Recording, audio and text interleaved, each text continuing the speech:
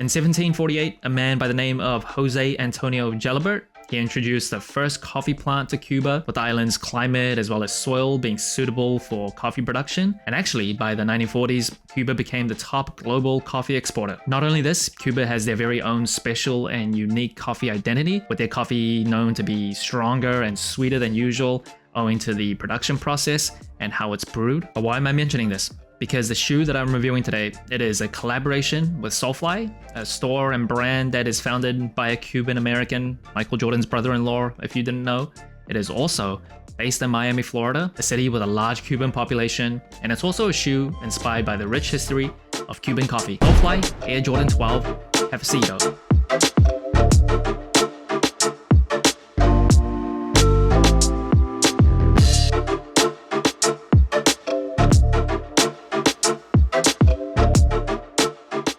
Now, the shoe originally dropped on December 6th on the SoleFly website, and then on the 13th on Sneakers for $225.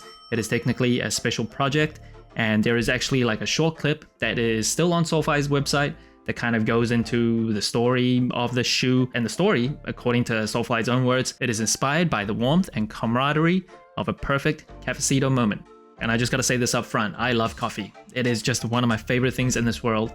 I have 3 cups a day minimum. If I have any less than that, I get angry. You know how people get like hangry?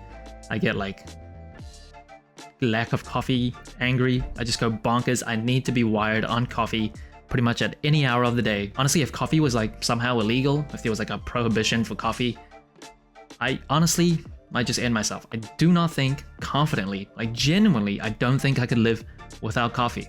Now, if you didn't know, the Jordan 12 was designed by Tinker Hatfield, legendary designer. He was inspired by Japan, the land of the rising sun. So the stitching of the upper, that is actually to resemble the rays of a sun.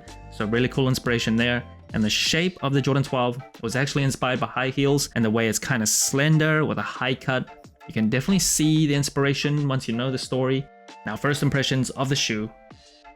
I've never been a huge Jordan 12 guy, but when it comes in a nice colorway, I will get it. And I like this colorway. The colors are also not so crazy that you can't really wear them. Just kind of off-white and brown, a dark enough brown where it still looks good, doesn't look like diarrhea. And I think just the simplicity is really well done. Some people might find it boring for a collaboration, but I think there's enough storytelling, especially from the box, which I'll get to later, that makes this a worthy, very nice collaboration. Now, the materials on the shoe on the upper, it is leather, but it is kind of that cracked aesthetic, and it is in like a slightly off-white, so not like fully white leather upper. And usually I don't really love like that cracked leather aesthetic, more of a personal preference, but the quality, I will say it is pretty good. It does feel a little flimsy, a little soft in the toe box area, but on other parts feels pretty good to the touch, and it's not like super stiff. Now, on the mudguard area, that's where you usually see the faux lizard skin on a Jordan 12. That is a very distinct thing of the shoe. Sometimes they'll switch it up and like replace that with like suede or nubuck. This time is one of those times. They got rid of that faux lizard skin, just smooth leather hair, and I do like that. I don't usually love that faux lizard skin texture, even though it is, again, very unique to the Jordan 12s. Just to the touch, I'm not a huge fan of, but this leather hair on this part, it is pretty good. It does have that kind of polyurethane coating. You can see like the shininess to it, but it feels pretty soft, but not really like flimsy and plastic feeling. Now, the Jumpman on the mudguard, that is in the same type of TPU material as you usually see on a Jordan 12.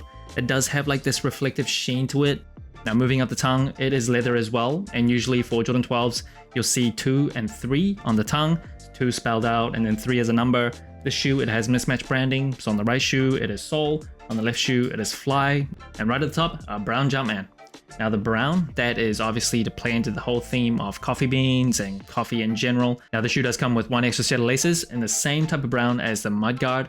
And out of the 2, between the kind of off-white laces out of the box and the brown laces, I think the brown laces actually look pretty good. Both, I think, suit the shoe very well, but if I had to choose one, probably going with the brown ones. Now, moving on to the booty of the shoe, you get a pull tab that has the word Jordan with the quote, "Quality inspired by the greatest player ever." And you get SoleFly branding on that pull tab as well, and the 23 that extends from the outsole onto the booty. Now, the Jordan 12 does come with a Phylon midsole with full-length Zoom Air. It's actually the first Jordan brand shoe to swap out Nike Air and go with Zoom Air, and it also has a beautiful Beautiful outsole. So you see on the herringbone traction that actually is translucent, and behind it you'll see these tiles that is actually inspired by the tiles and decorations that you commonly see in Cuban homes and cafes. So more storytelling there. I really like how subtle that is, but when you notice it and you know the inspiration, yeah, you can really appreciate it. And you also get a carbon fiber shank plate.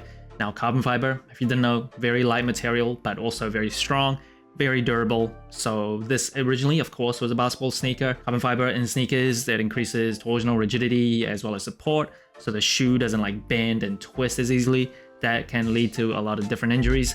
So I love carbon fiber on shoes in general. One little nitpick that I have on Jordan 12s is that the Jumpman at the top of the toe box, that kind of extends onto the toe. I don't like how you can just see like the ball at the very top.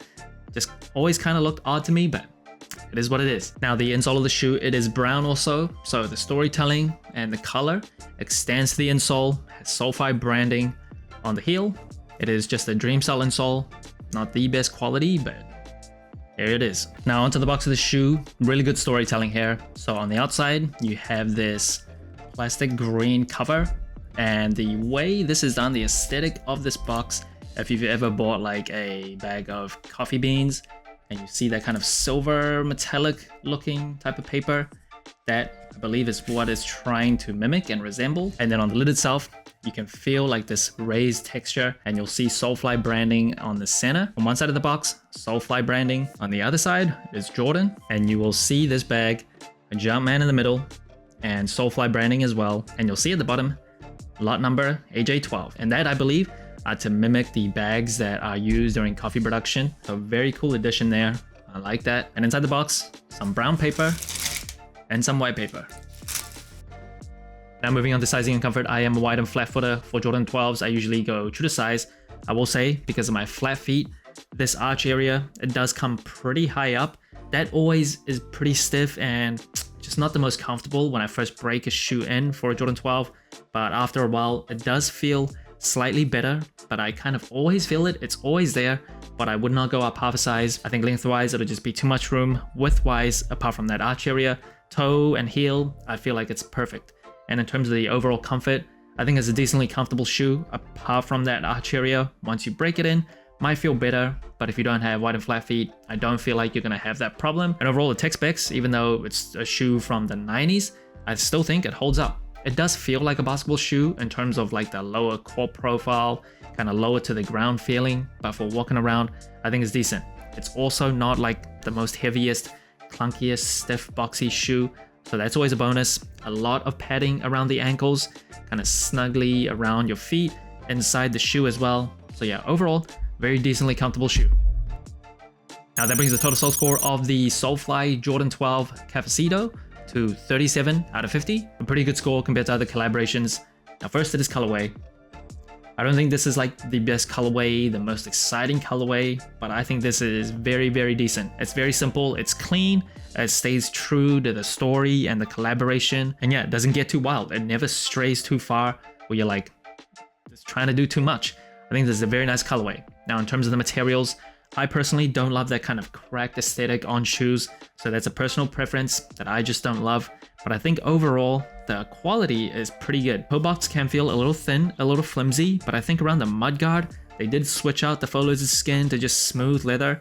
That feels pretty nice and soft. I don't really have too many big complaints around the materials of the shoe. Now in terms of the comfort of the Jordan 12, I have flat feet, so the arch area of 12s always kind of gives me a few problems, especially when I'm first breaking the shoe in.